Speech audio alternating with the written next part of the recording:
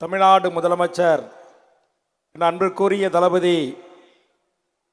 அவர்களுடைய 72ஆம் ஆண்டு பிறந்தநாள் விழாவின் மாபெரும் பொதுக்கூட்டத்தினுடைய தலைவர்,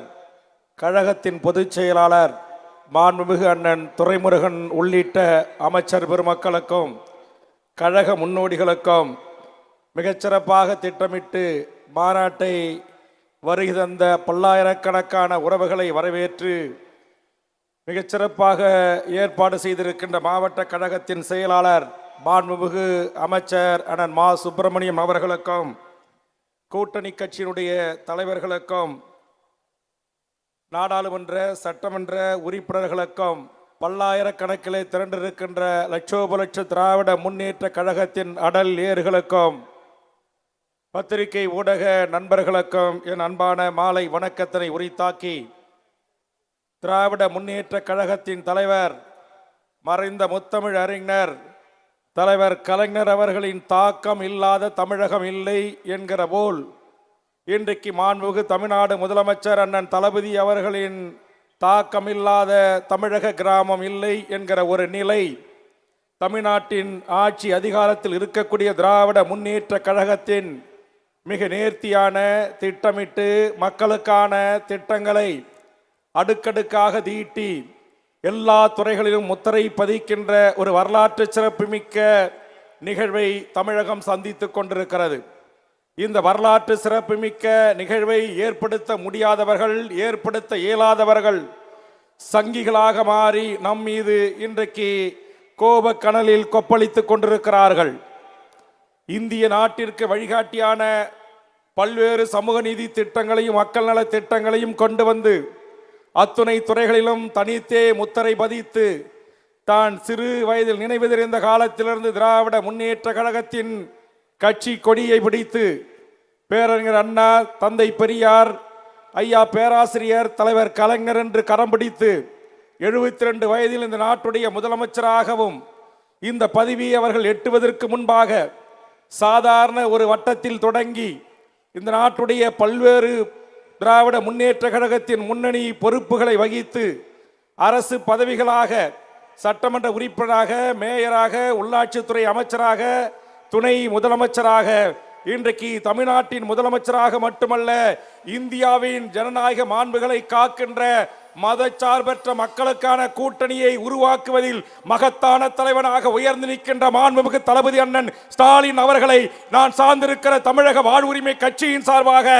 பிறந்த நாள் வாழ்த்துக்களை பதிவு செய்வதிலே பெருமை கொள்கிறேன். காரணம், ஒரு மிக மிக பின்தங்கிய சமூகத்தில் பிறந்து தன் உழைப்பால் உயர்ந்த தலைவர் கலைஞர் அவருடைய அன்பு வாரிசாக இருக்கிற அண்ணன் தளபதி அவர்களும் அதே வழி நின்று ஒரு சாதாரண கடையில் ஒரு சாதாரண பத்திரிகையை விநியோகம் செய்து சக நண்பர்களோடு சேர்ந்து இளைஞர் அணி என்கிற அமைப்பை உருவாக்கி ஆற்றல் மிகு திராவிட முன்னேற்ற கழகத்தின் அடுக்கடுக்கான பதவிகளில் வந்து இன்றைக்கு உலகம் வியந்து பார்க்கிற ஒரு மாபெரும் மக்கள் தலைவனாக, ஒரு மாபெரும் மக்கள் இயக்கமாக திராவிட முன்னேற்ற கழகம் என்கிற அரசியல் பேர் இயக்கத்தை நடத்துகிற இயக்கத்திற்கு தலைமையேற்று தன்னுடைய அமைச்சரவையில் எல்லா துறைகளும் இன்றைக்கு மகத்தான சாதனை படைக்கின்ற, வடக்கே இருப்பவன் வாய் விளந்து பார்க்கின்ற ஒரு அரசியல் அதிகாரத்தை கைப்பற்றி ஏழை எளிய பிற்படுத்தப்பட்ட, தாழ்த்தப்பட்ட, வஞ்சிக்கப்பட்ட சிறுபான்மை மக்களின் காவல் அரணாக திமுக அரசு இருக்கிறது என்று சொன்னால் அதற்கு இந்த மேடையில் முன்புறமும்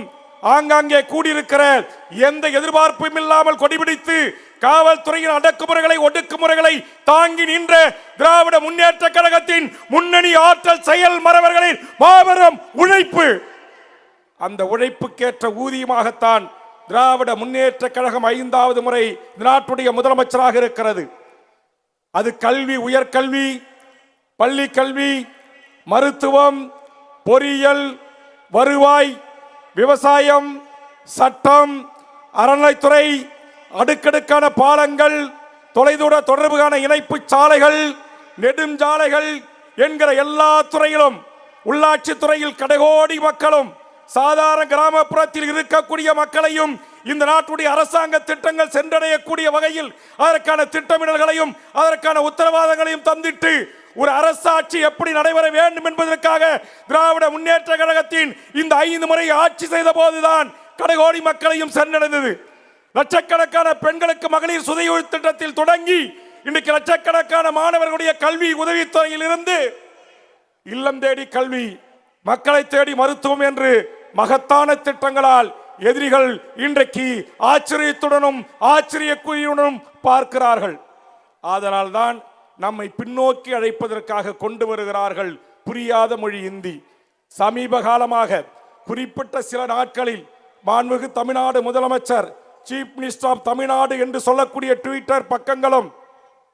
முகநூல் பக்கங்களிலும் நறுக்கு தெரித்தால் போல் அவர்கள் இடுகின்ற குறியீடுகள் பதிவுகள் இன்றைக்கு மோடியும் மோடியினுடைய சகாக்களும் பதில் சொல்ல வேண்டிய நிர்பந்தத்திற்காலாகி இருக்கிறார்கள். அதுதான் தமிழ்நாட்டில் இருக்கிற 39 நாடாளுமன்ற தொகுதிகளை குறைப்பேன் என்று சொன்னவர்கள் இன்றைக்கு தமிழ்நாட்டில் வந்து கோயம்புத்தூருக்கு வந்து சொல்லிவிட்டு சென்றிருக்கிறார். நம்முடைய தமிழ்நாட்டு திரைப்படத்திலே ஒருவர் வருவார் அல்லவா, அவரை போன்று காட்சி